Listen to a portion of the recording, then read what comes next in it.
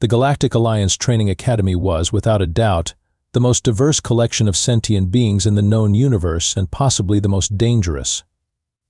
Imagine thousands of different species, each believing their evolutionary path was the pinnacle of natural selection, crammed into a floating space station the size of Manhattan. What could possibly go wrong? Jack Fletcher strolled through the central corridor of the combat training wing, but trying not to make eye contact with the 8-foot-tall Krovaxian who was currently bench-pressing what appeared to be a small shuttlecraft.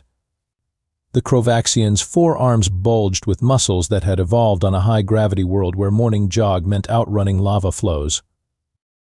Jack, by comparison, was, well, human. 5'10", decent build, nothing spectacular. In the grand hierarchy of galactic badasses, humans fell somewhere between mostly harmless and occasionally surprising. The surprise factor was their only real edge that, and humanity's borderline psychotic ability to keep fighting long after sensible species would have called it quits. Fletcher. Stop daydreaming about whatever pathetic mating rituals humans perform and get your soft, fragile body to the training floor. The bellowing voice belonged to Commander Krill, a Nexarian combat instructor whose species had evolved from something resembling Earth's mantis shrimp. If those shrimp had grown to 7 feet tall and developed a sadistic love of embarrassing students. His iridescent exoskeleton gleamed under the training room lights as he tapped one razor-sharp appendage impatiently against a datapad. "Yes, Commander," Jack replied, suppressing the urge to salute sarcastically.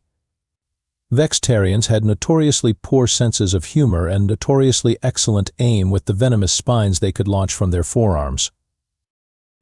"You know, Commander Krill has failed every human that's come through his combat class in the past 6 cycles, whispered Taz, a furry Palaxian with 6 eyes arranged in a circle on their face.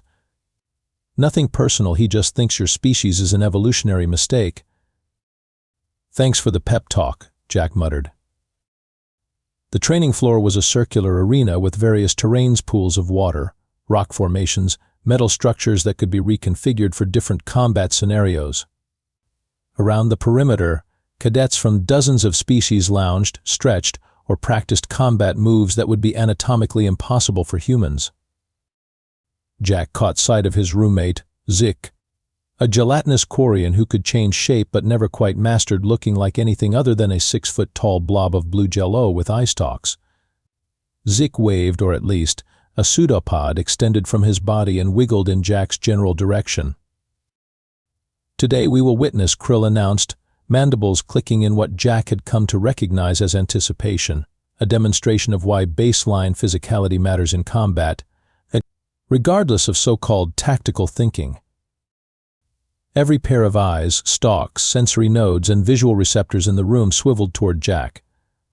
He felt the familiar sinking feeling in his stomach that had become his constant companion since enrolling in the academy. Here we go again, he thought.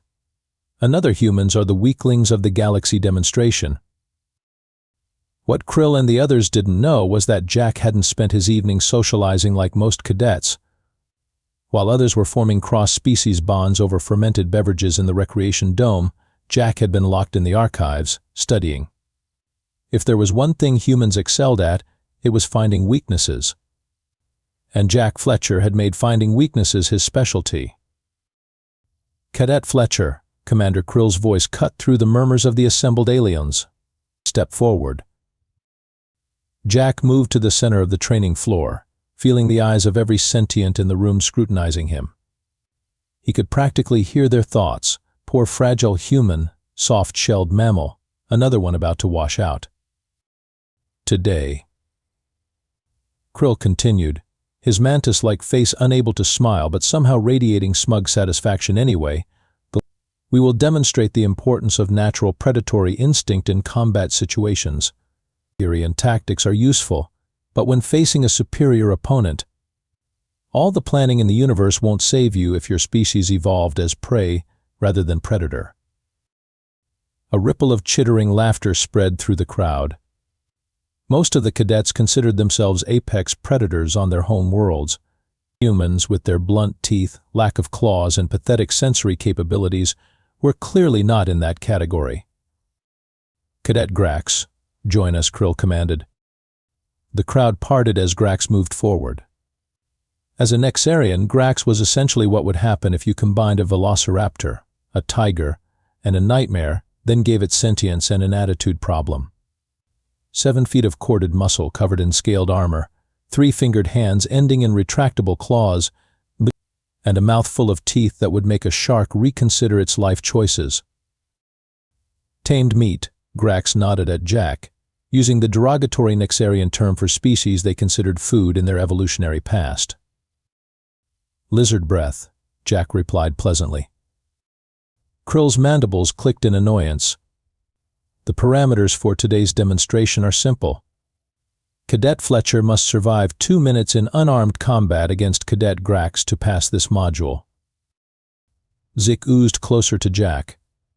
"This is bad," the Quarian whispered, its voice bubbling from somewhere in its gelatinous mass. "Grax holds the Academy record for quickest takedown 8 seconds against a Tralaxian berserker. And they have redundant organs." "Thanks, Zik. Super helpful," Jack whispered back. "I'm just saying, maybe consider writing a will? I've always liked your music player. The vibrations feel pleasant against my membrane. If I die, the music player goes to whoever didn't bet against me," Jack replied. "Oh," Zik's entire body flushed a guilty purple. "Then I'll need to find something else to remember you by." Across the training floor, other cadets were placing bets. The odds were clear from the excited chatter. No one expected Jack to last 30 seconds, let alone 2 minutes. 30 credits says the human doesn't make it past 10 seconds. 40 says Grax makes him cry before taking him down. 60 says there'll be human fluid spillage. A tall, insectoid Trizalian named Vex approached Jack. "I have placed a small wager on you surviving the full 2 minutes, human. Please do not disappoint me. My third stomach depends on it." "I'll do my best not to bankrupt your digestive system," Jack replied.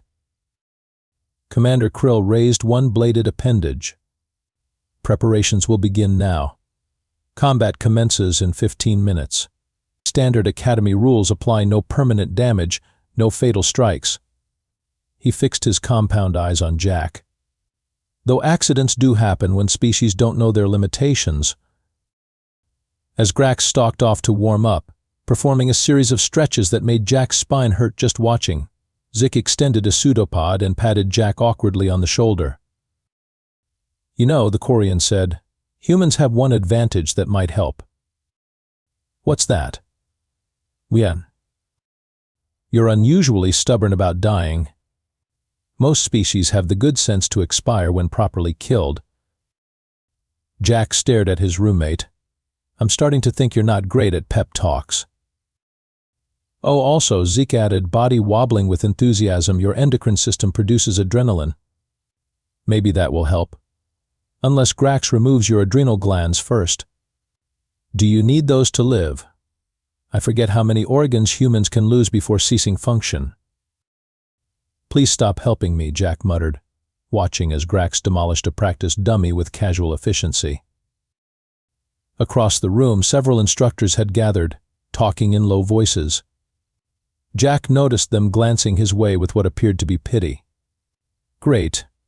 Even the teachers thought he was doomed. The crowd was growing as word of the impending demonstration spread throughout the station. Nothing drew a crowd at the Academy like the promise of seeing a human get humiliated. It was practically a spectator sport. The combat preparation area buzzed with activity as Jack stretched methodically. Nearby, several holographic screens displayed Grax's impressive combat record for the entertained audience. 17 consecutive victories, announced an automated Academy voice. Notable achievements include 8-second takedown of Tralaxian Cadet Morg, submission of Krovaxian heavyweight champion Dralax by dislocating all 4 arms simultaneously, and perfect score in predatory adaptation trials. The screens shifted to show footage of Grax's previous fights. In each one, his opponents, all significantly larger or seemingly more dangerous than a human, ended up immobilized, unconscious, or making whatever gesture their species used to signal surrender. "Is it true Nexarians can smell fear?" asked a small, amphibious cadet who had waddled up to Jack. "They can detect certain chemical changes associated with stress responses," Jack replied, continuing his stretches. "But it's not magical." "I heard they can also taste it," the amphibian continued, undeterred, "by flicking their tongues through the air."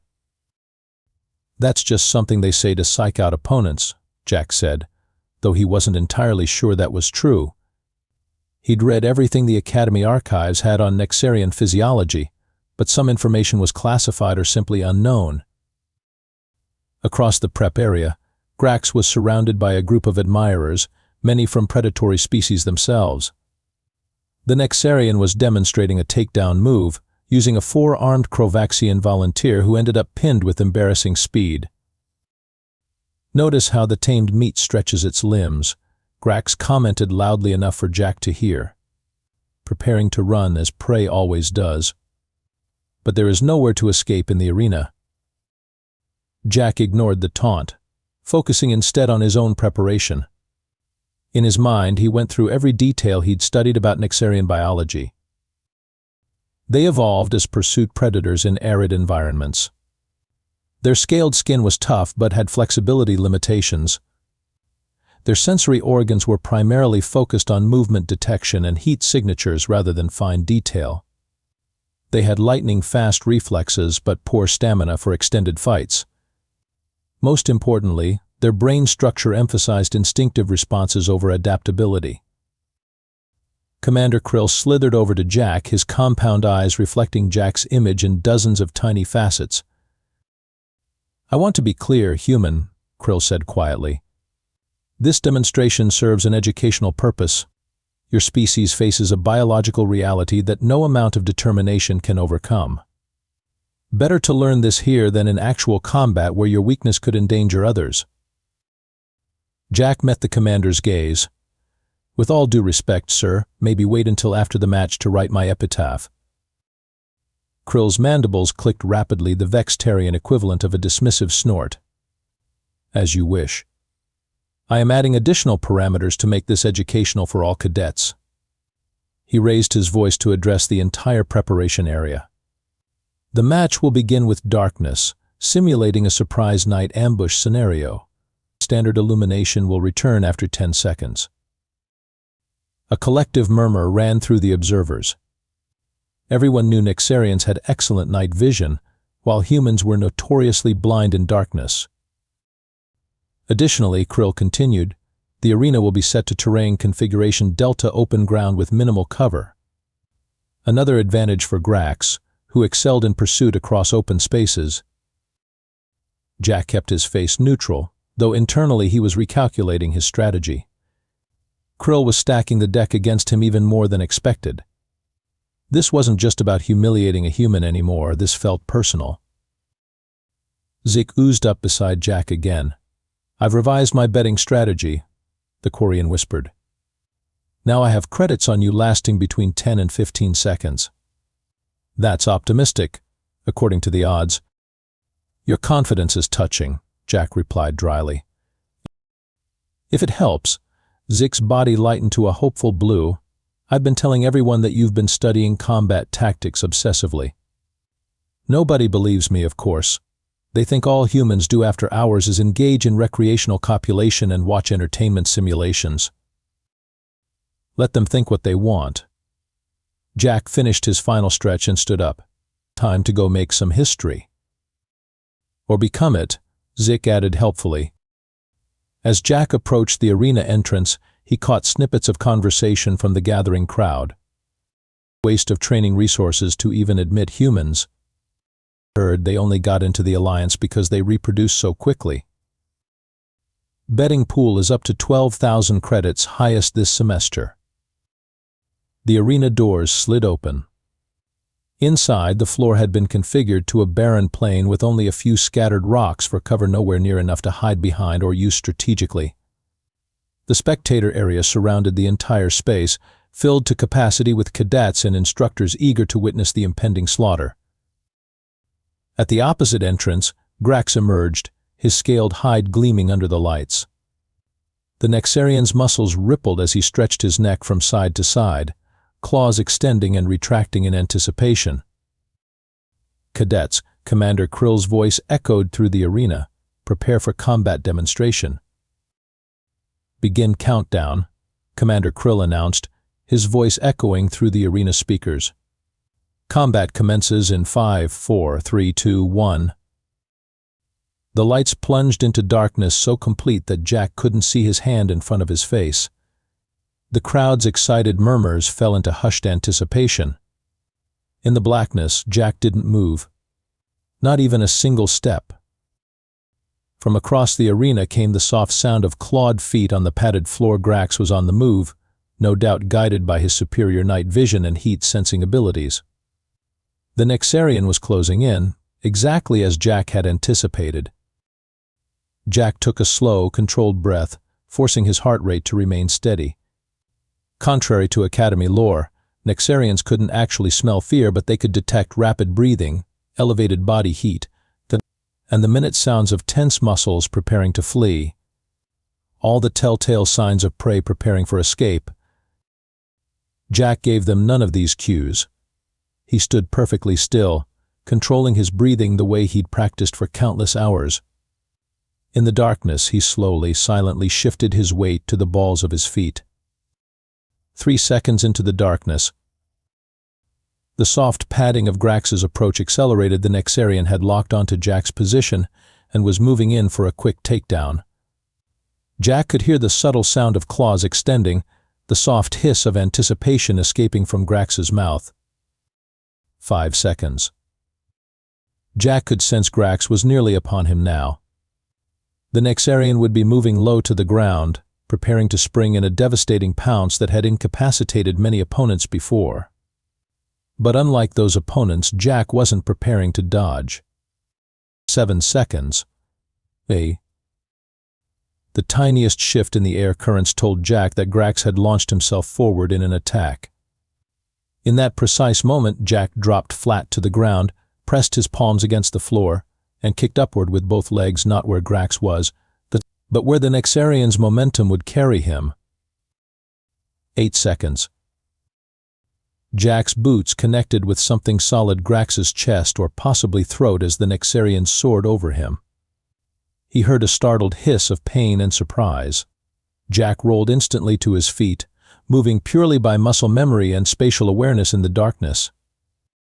9 seconds. The sounds of Grax crashing awkwardly to the floor reached Jack's ears. The Nexarian's instincts would be firing danger signals now, confusion setting in. Predators weren't accustomed to prey that countered instead of fled. Jack moved toward the sound, precisely 3 steps. 10 seconds. And shing. The lights flooded back on. The momentary blindness affected everyone except Jack, who had closed his eyes just before the 10th second. He opened them to see Grax half risen from the floor, temporarily disoriented by the sudden brightness after adapting to darkness. 11 seconds. Jack was already in motion. He wasn't fighting like a human was expected to fight.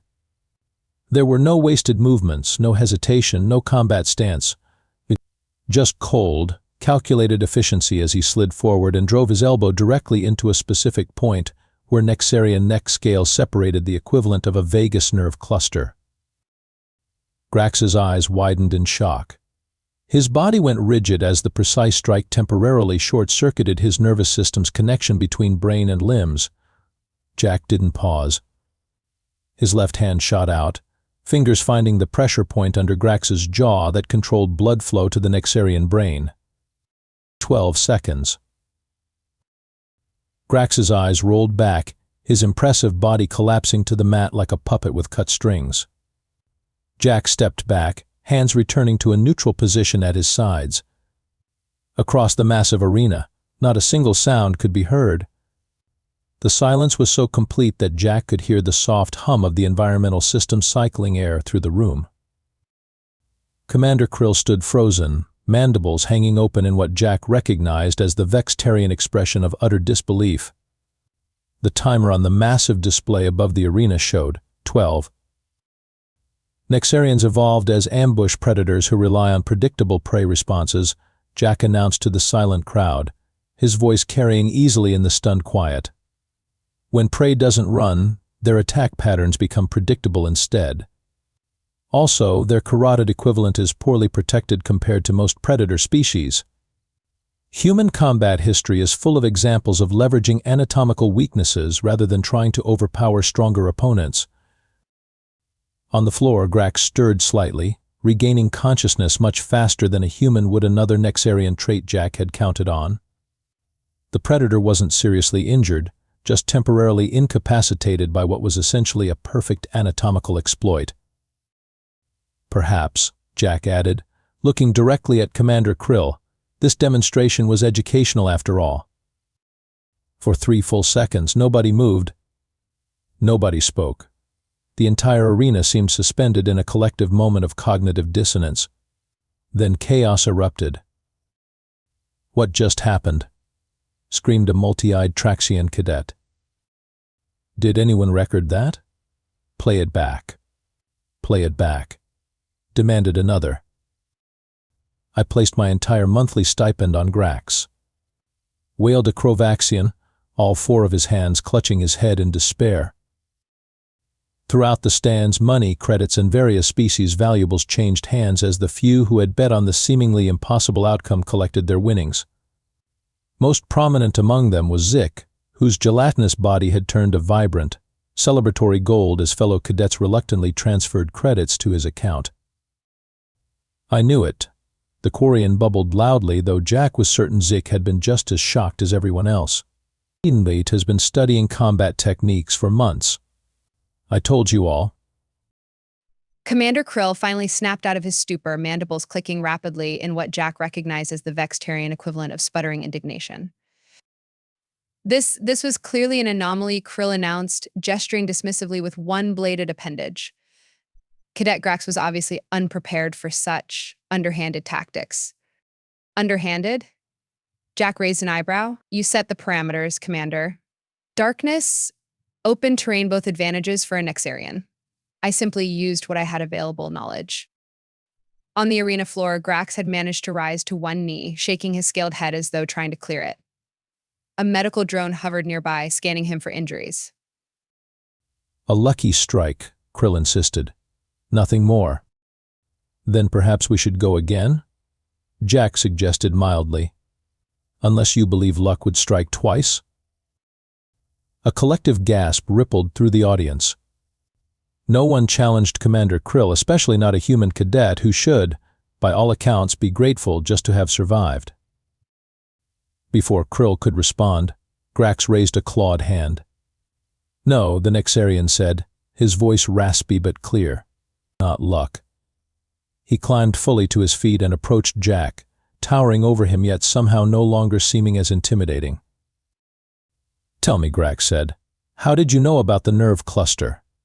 That information is not in Academy databases." Jack met the Predator's gaze steadily. "I cross-referenced evolutionary biology studies from 17 different predator species. Your ancestors evolved during the 3rd Zenith period on Nexar Prime, which produced similar neurological structures across multiple apex species. The pattern was there if you knew where to look." A murmur of surprise ran through the crowd. This wasn't just a lucky punch or a fluke victory. The human had systematically deconstructed Nexarian combat advantages through pure research and observation. Grax stared at Jack for a long moment, then did something that shocked the arena even further. He extended his hand in the universal gesture of respect. "You fought well, Jack Fletcher. Not as prey, but as a hunter." Jack accepted the handshake, careful of the retracted but still visible claws. "But thanks. You're still the better fighter. I just had better intelligence." "A predator who underestimates intelligence deserves to go hungry," Grax replied, quoting what Jack recognized as an old Nexarian proverb. Meanwhile, in the stands, the implications were beginning to sink in. Species that had dismissed humans as soft Weak creatures unworthy of serious consideration were reassessing that position in real time. "They don't look dangerous," whispered a serpentine Ophidian cadet. "That's their advantage. We never saw it coming."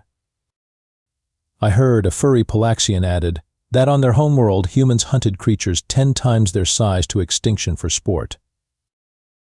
My research indicates, contributed a robotic syntoid, that humans have more confirmed species extinctions on their origin world than any other Alliance member. Percentage-wise, they are the most efficient killers in known space. The rumors and theories spread like wildfire, growing more outlandish with each retelling. By the time they reached the back of the arena, humans were being described as psychic ninja assassins who could kill with a touch. Zik oozed his way through the crowd to reach Jack, his body practically vibrating with excitement. "Jack. Jack, do you have any idea how rich I am now? The odds against you were 250 to 1. I put my entire savings on you lasting the full 2 minutes, but this is even better." "Glad I could help your financial situation," Jack replied dryly.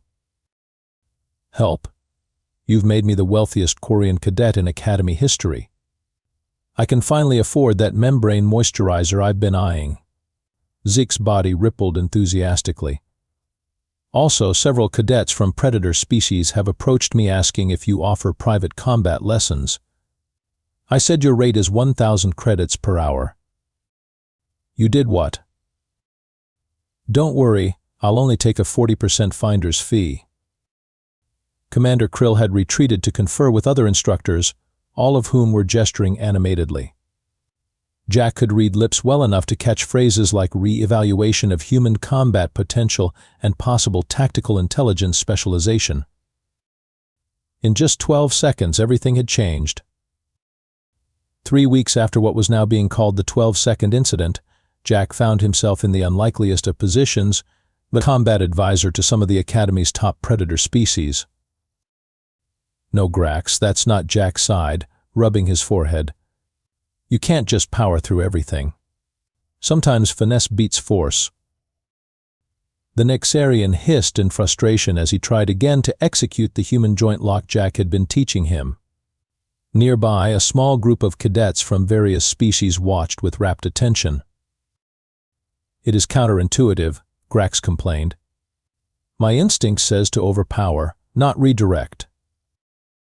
"And that instinct makes you predictable," Jack explained.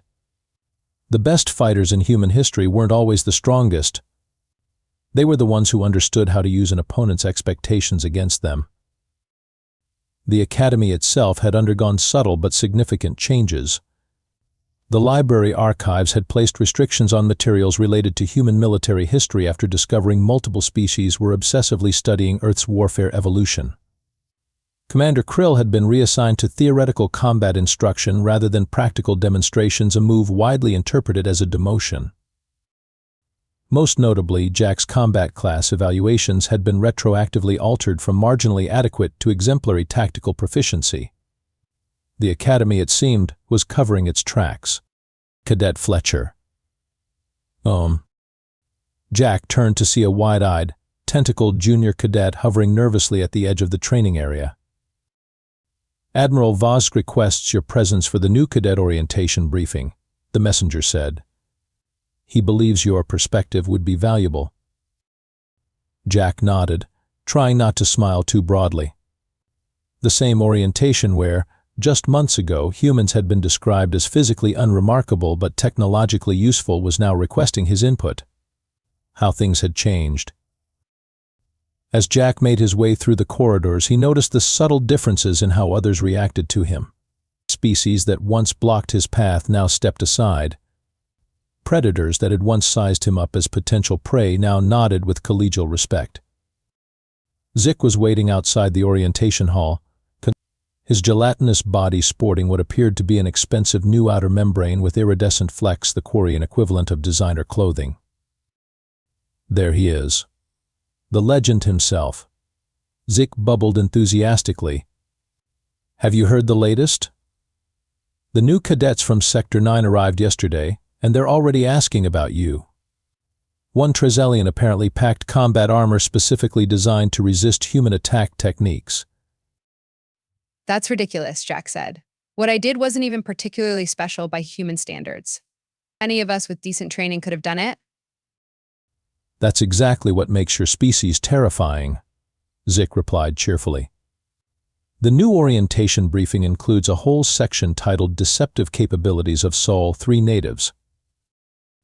Inside the orientation hall, a diverse collection of new academy recruits sat attentively as Admiral Vosk, a grave-looking aquatic species, conducted the briefing. Jack slipped into the back, nodding at the Admiral, who acknowledged him with a subtle gesture.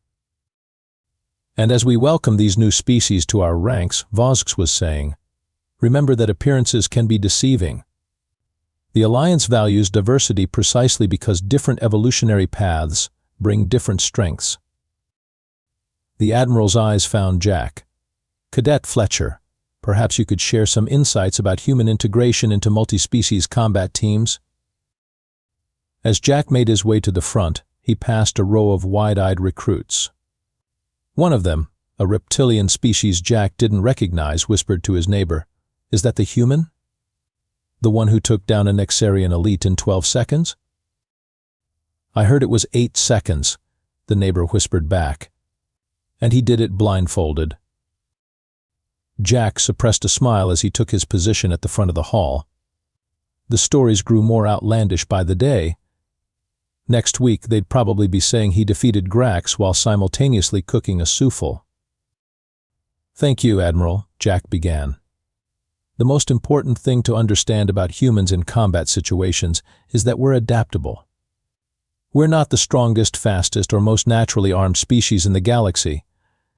We never were, even on our own planet. What kept us alive was our ability to study, understand, and exploit the patterns and weaknesses of stronger predators. He looked out at the sea of alien faces, some predatory, some prey, all now regarding humans with a new perspective.